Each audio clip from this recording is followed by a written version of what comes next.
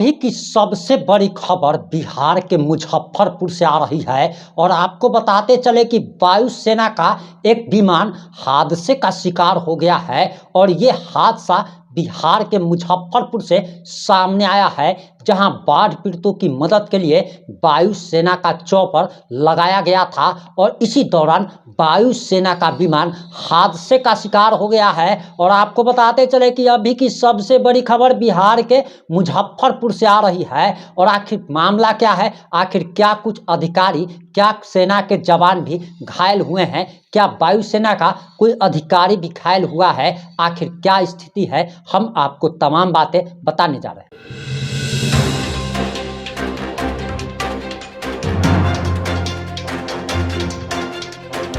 नमस्कार, मैं प्रिंस कुमार सिंह और आप देख रहे हैं पॉजिटिव इंडिया। इस वक्त की सबसे बड़ी खबर बिहार के मुजफ्फरपुर से सामने आ रही है और जिन बाढ़ पीड़ित लोगों के लिए वायुसेना का हेलीकॉप्टर लगाया गया था, चॉपर लगाया गया था, और वहीं पर जब विमान हादसा होता है तब विमान में सवार वायुसेना के जवानों और अधिकारियों की जान बाढ़ से फंसे हुए लोग ही बचाते हैं, जो कि अभी आप अपने स्क्रीन पर देख पा रहे होंगे। और मीडिया रिपोर्ट्स के अनुसार जो जानकारी निकल के सामने आ रही है, दरअसल उसके अनुसार बताया जा रहा कि बिहार के मुजफ्फरपुर में बड़ा हादसा हो गया है, जहां वायुसेना का हेलीकॉप्टर क्रैश होकर पानी में गिर गया। हालांकि वायुसेना ने इसे एहतियातन लैंडिंग बताया और हेलीकॉप्टर में सभी सवार 3 विमान कर्मी और वायुसेना के अधिकारी सुरक्षित बताए जा रहे हैं। बताया जा रहा कि मुजफ्फरपुर के औराई स्थित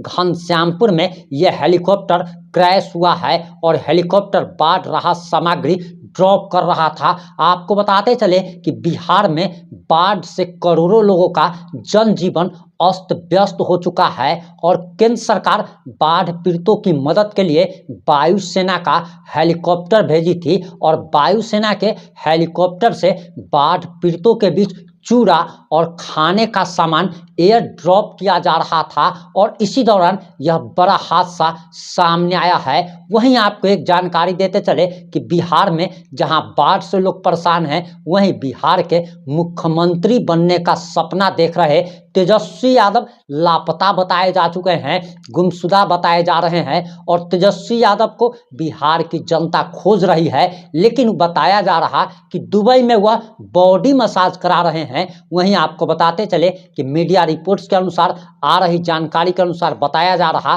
कि समाचार एजेंसी एएनआई के मुताबिक भारतीय वायुसेना ने बताया कि एडवांस लास्ट हेलीकॉप्टर को बिहार के सीतामढ़ी में बाढ़ रिलीफ ऑपरेशन के दौरान एहतियातन लैंडिंग करनी पड़ी और हेलीकॉप्टर में 2 पायलट समेत 3 कर्मी सवार थे। हालांकि सभी सुरक्षित है। वहीं आपको बताते चले कि विमान जो क्रैश हुआ है उस दौरान वहां पर बाढ़ पीड़ित लोगों ही नहीं, विमान में सवार सभी वायुसेना के तीनों कर्मियों की जान बचाई और जिसकी जान बचाने के लिए, जिसके लिए खाद्य सामग्री लेकर वायुसेना के अधिकारी और कर्मचारी हेलीकॉप्टर लेकर आए थे और जब वही हेलीकॉप्टर क्रैश कर जाता है, इस दौरान बाढ़ में फंसे लोग ही वायुसेना के अधिकारी और कर्मचारी की जान बचाते हैं। वहीं दरअसल बताया जा रहा आईएफ के मुताबिक हेलीकॉप्टर में 2 पायलट समेत 3 लोग सवार थे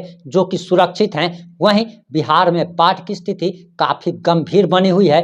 दरअसल नेपाल में भारी बारिश और बाढ़ के कारण 29 सितंबर को कोसी बैराज बीरपुर से 6,61,295 क्यूसेक पानी छोड़ा गया था और यह 1968 के बाद सबसे ज़्यादा पानी छोड़ा जाने वाला यह साल बन गया है और इससे पहले साल 1968 में ही 5 लाख क्यूसेक पानी छोड़ा गया था और इस बार तो 6,61,000 क्यूसेक से भी ज़्यादा पानी छोड़ा गया है। और बताया जा रहा कि इस बैराज में 1968 में अधिकतम 7,88,000 क्यूसेक पानी छोड़ा गया था और इसी वजह से बिहार और यूपी के तमाम जिलों में बाढ़ का संकट पैदा हो गया है।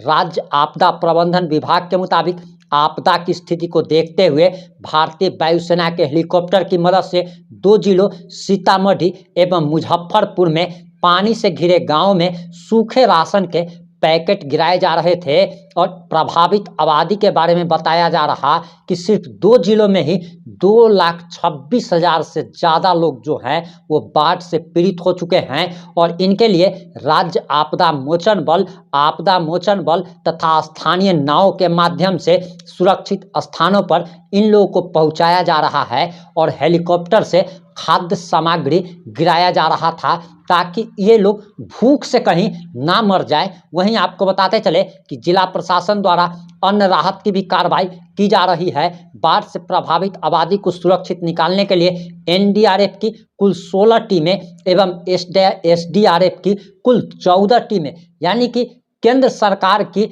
16 टीमें और राज्य सरकार की 14 टीमें लगातार लोगों के जान को बचाने के लिए लगी हुई है और इन्हें सुरक्षित स्थानों पर पहुंचाया जा रहा है। वहीं बताया जा रहा कि इसके अलावा अतिरिक्त वाराणसी और रांची से एनडीआरएफ की तीन टीमें बुलाई गई है और उन्हें विभिन्न जिलों में राहत एवं बचाव कार्य की जिम्मेदारी दी गई है। उप मुख्यमंत्री और भाजपा नेता सम्राट चौधरी ने एक दिन पहले ही दिल्ली में केंद्रीय जल शक्ति मंत्री से बात की थी और जल शक्ति मंत्री CR पाटिल से उनकी मुलाकात हुई थी और इसी दौरान वे नेपाल की सीमा के सटे इलाकों में हर साल होने वाली बाढ़ को रोकने के लिए एक अतिरिक्त बैराज की निर्माण की उनसे मांग की गई थी। लोक जनशक्ति पार्टी के प्रमुख और बिहार के हाजीपुर से सांसद और वर्तमान में केंद्रीय मंत्री चिराग पासवान ने पूर्णिया और सहरसा जैसे बुरी तरह प्रभावित जिलों में भी घंटों बिताए थे और उन्होंने बाढ़ का निरीक्षण किया था। उन्होंने इस बात का निरीक्षण किया कि बाढ़ में फंसे लोगों के लिए क्या क्या कदम उठाए जा रहे हैं, जल जीवन जो प्रभावित हुआ है। और आपको बताते चले कि अभी तक कई करोड़ लोग बेघर हो चुके हैं और स्थिति तो ऐसी खराब हो चुकी है। और आप जरा सोचिए कि आखिर आपकी क्या गलती है। क्या आपका या कोई भी बच्चा जब जन्म लेता है तो क्या वह यह सोचकर जन्म लेता है कि उसे कहाँ पे जन्म लेना है, ये तो नेचुरल होता है। और आप ये भी जरा जान लीजिए कि जो भी लोग बाढ़ क्षेत्र में जहाँ पे हर साल बाढ़ आती है, हम बिहारियों को तमाम तरीके के प्रताड़ना से गुजरना पड़ता है, लेकिन बिहार के उन तमाम जिलों के बारे में सोचिए जहां हर साल बाढ़ आता है और हर साल जहां जीरो से शुरुआत करनी पड़ती है। पूरा जीवन किसी भी इंसान का एक घर बनाने में गुजर जाता है, फिर भी एक घर भी उनसे नहीं बनता। लेकिन जरा सोचिए कि जिन इलाकों में हर साल बाढ़ आती है, हर साल लोगों को जीरो से खड़ा होना पड़ता है। और जरा इस बात की भी कल्पना कीजिए कि किसी की बेटी की शादी थी, किसी का बच्चा बाहर पढ़ रहा था, आज उन सब लोगों के सपने, करोड़ों लोगों के सपने टूट चुके हैं और बाढ़ में, पानी में उनके सपने, उनके अरमान भी बह गए हैं। लेकिन इन राजाओं को कोई फर्क नहीं पड़ता, किसी को सीएम बनना है, किसी को डिप्टी सीएम बनना है, लेकिन इन लोगों के दुख दर्द से किसी को कोई मतलब नहीं है। और बिहार का अगर कोई सबसे बेहतर नेता का अगर खिताब देना हो तो वो नेता पप्पू यादव है, जो कि लगातार बाढ़ पीड़ितों की सेवा में लगा हुआ है। और पप्पू यादव ट्रक भर भर के सामान लेकर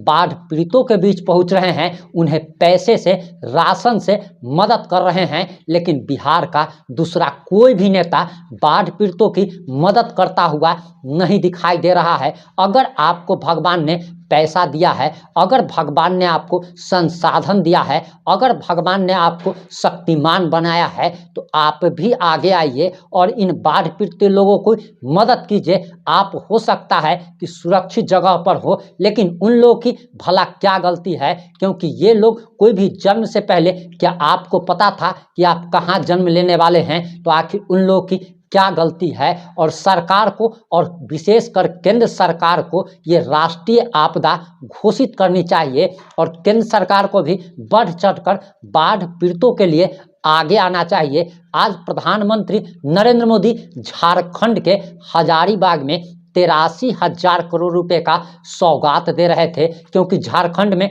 चुनाव होना है। हमारे आदरणीय प्रधानमंत्री जब बिहार आते हैं तब वह कहते हैं कि माँ गंगा ने बुलाया है। बिहार में वो आकर कहते हैं मैं बिहार का बेटा हूँ। जम्मू कश्मीर में जाते हैं तो कहते हैं मैं पठान का बेटा हूँ। हरियाणा में जब जाते हैं तो कहते हैं मैं जाट का बेटा हूँ। राजस्थान में जब जाते हैं तब कहते हैं मैं राजस्थान का बेटा हूँ। झारखंड में जब जाते हैं तो कहते हैं आदिवासियों का बेटा हूँ। हम लोग भी कन्फ्यूज हो गए हैं कि आखिर ये आदमी किस राज्य का बेटा है, और जिस राज्य का बेटा होने का दम भरता है तो बेटा होने की जिम्मेदारी भी इन्हें निभानी चाहिए। और हमारा बिहार अभी पूरा का पूरा बाढ़ से ग्रसित है, और बाढ़ से एक बार फिर से बिहार बर्बाद हो चला है। तो माननीय प्रधानमंत्री जी को बिहार को विशेषकर राष्ट्रीय आपदा अभी घोषित कर देनी चाहिए, और बिहार को विशेषकर सुविधाएं देनी चाहिए। इन सारे मुद्दों पर आपकी क्या प्रतिक्रिया है? अपनी प्रतिक्रिया जरूर दीजिएगा। जुड़े रहें हमारे साथ। जय हिंद, जय भारत।